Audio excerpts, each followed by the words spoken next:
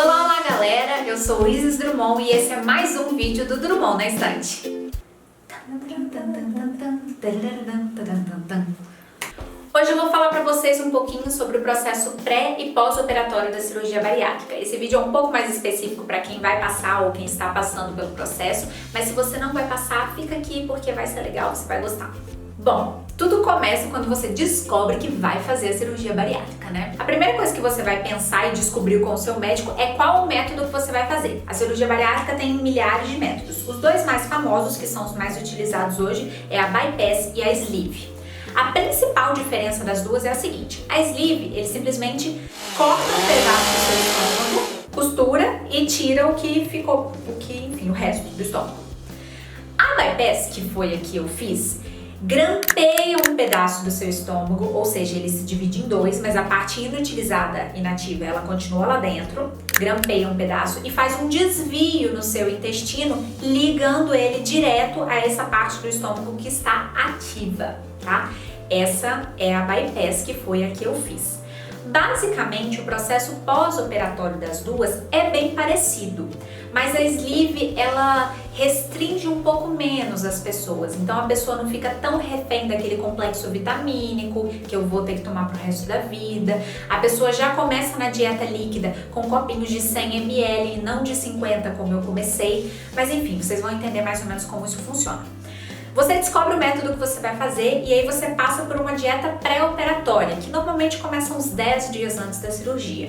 Essa dieta vai limpar o seu estômago para o dia da cirurgia. Então você não pode comer tanta carne vermelha, você tem que ficar com uma alimentação um pouco mais balanceada, isso nos 10 últimos dias. Depois, nos 3 últimos, você fica com uma dieta totalmente líquida, você só bebe sopinha e tudo para realmente limpar o seu estômago de tudo. Até você entrar na fase do jejum, que é, enfim, 12 horas antes da cirurgia, né? Normalmente na noite anterior à cirurgia, que na maioria das vezes é feita na parte da manhã. Eu operei numa segunda-feira de manhã, então eu entrei no jejum mais ou menos 8 e pouco da noite do domingo. Você passa pelo procedimento cirúrgico. Eu fiz por videolaparoscopia, ou seja, são 5 furinhos na minha barriga. Eu não fiz por corte. Atualmente, o único lugar que ainda opera por corte é no SUS. Então, se você vai fazer pelo SUS, muito provavelmente você ainda vai fazer ela por corte. É um corte que vai mais ou menos aqui do estômago até a altura do umbigo. O processo pós-operatório é parecido, mas é um pouquinho mais doloroso. Enfim, de acordo com os relatos que eu ouço de amigos que fizeram essa outra técnica. Porque, enfim, você tem uma cicatriz muito maior, que tem que passar por um processo mais difícil até fechar tudo, enfim.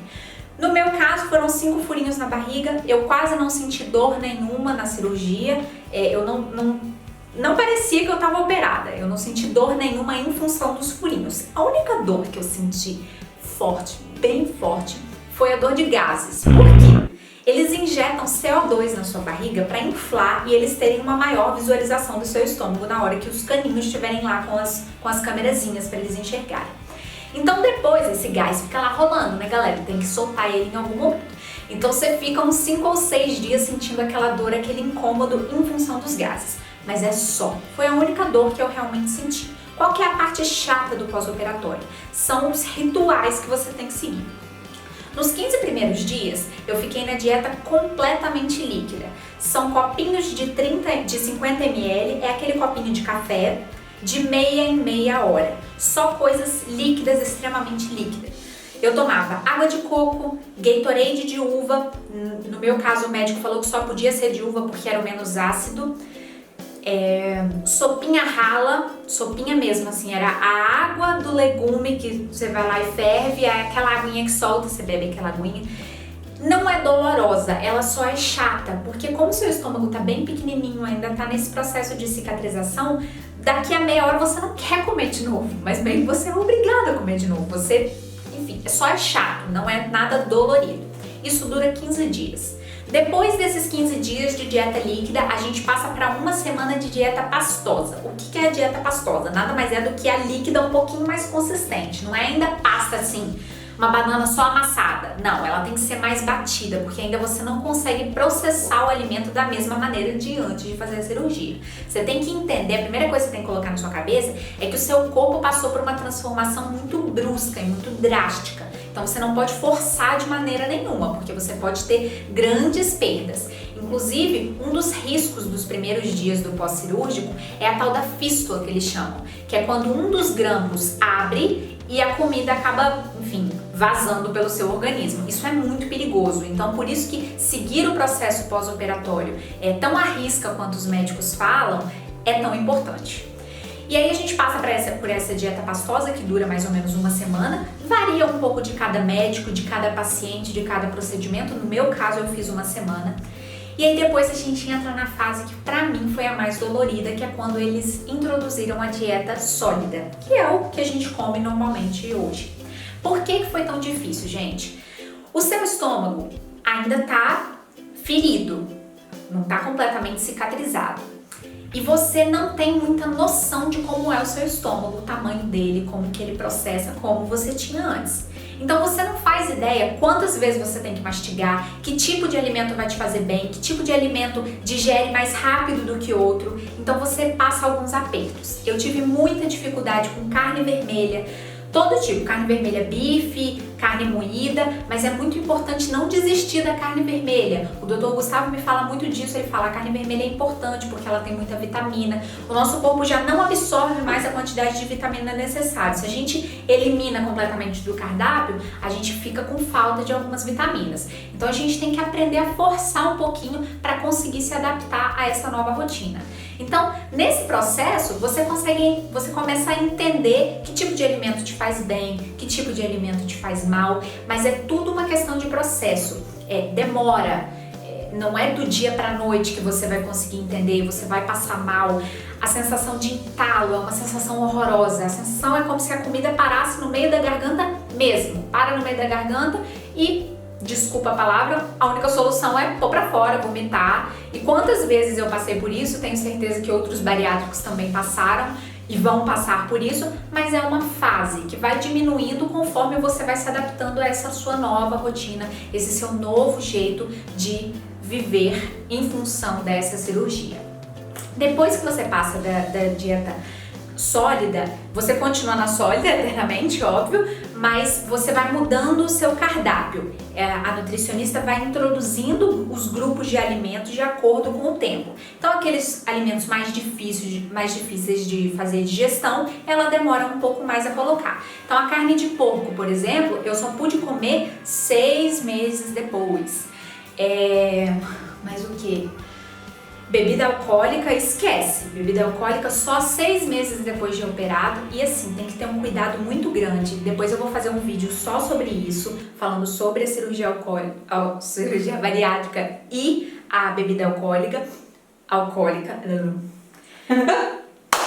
Depois eu vou fazer um vídeo só sobre cirurgia bariátrica e bebida alcoólica, porque essa relação é extremamente perigosa. Tem 1000 casos de pessoas que se tornam alcoólatras depois da cirurgia bariátrica, então depois a gente vai falar um pouquinho mais sobre esse assunto.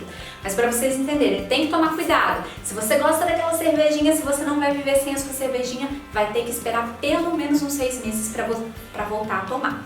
Mas tirando isso tudo, você vive uma vida absolutamente normal. Você só muda a sua maneira de enxergar a comida. A comida passa a não ser um foco para você. Ela não é mais o objetivo. Você não vai para festa de família só com o objetivo de comer como provavelmente era antes. Você não vai sair com os amigos pensando só no restaurante. Você vai viver muito mais o momento. O seu paladar muda, eu comecei a gostar de coisas que antes eu não gostava. Isso tem muita relação com o alimento que é mais fácil de digerir do que o outro. Às vezes, eu não comia, deixa eu pensar em algo, brócolis. Eu comia brócolis, mas não era uma coisa que eu amava, achava maravilhoso, lindo, tinha desejos e desejos de comer. Hoje eu tenho vontade de comer brócolis, porque brócolis e couve-flor são coisas que eu como e a digestão é muito fácil. Então, me sacia e é gostoso, sabe? Então, o seu paladar muda em função da sua facilidade de comer determinados grupos de alimentos. Outro cuidado que a gente tem que ter também, vou fazer um vídeo específico sobre isso, mas para você ficar ligado, é o doce. A sua relação com o doce precisa mudar. Não é todo bariátrico que tem o famoso dumping, mas todo bariátrico precisa ficar alerta, porque o estômago ele diminui, mas ele é um órgão flexível e se você não tomar cuidado, você pode ganhar tudo de novo. Então é uma mudança de hábito para a vida inteira, não é um passe de mágica, você não emagreceu e tá imune a engordar para o resto da vida.